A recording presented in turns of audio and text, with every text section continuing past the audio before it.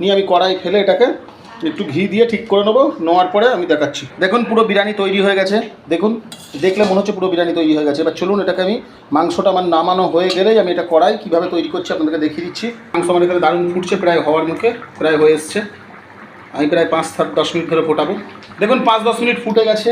এইবারে আমার মাংস আলু সব রেডি হয়ে গেছে। এর মধ্যে আমি একটু শাহি গরম মশলা অ্যাড করলাম, করে আমি 1 মিনিট ভালো করে নামিয়ে নিয়ে এবার দেখুন আমি যে বললাম একটা বিরিয়ানি টাইপের তৈরি করবো, ওটা শর্ট টাইম, ওটা বিরিয়ানি নয় আর কি, ঘরে খাওয়ার জন্য। সেটাকে আবার করার মধ্যে আমি গরম করে নিয়ে একসঙ্গে সার্ভ করে আপনাদেরকে দেখাচ্ছি। চলুন দেখুন 1 মিনিট ফুটিয়ে নিয়েছি।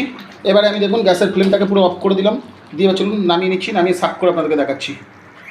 দেখুন মাংস তো আমি সার্ভ করে এবার আপনাদের দেখাও বলেছি। এবার দেখুন এখানে আমি যেটা কড়াটা আমি ভালো করে বসিয়ে দিয়েছি, বসিয়ে দিয়ে দেখুন গ্যাসটাকে এবার জ্বালিয়ে নিচ্ছি। দেখুন কড়া হিট হয়ে গেছে।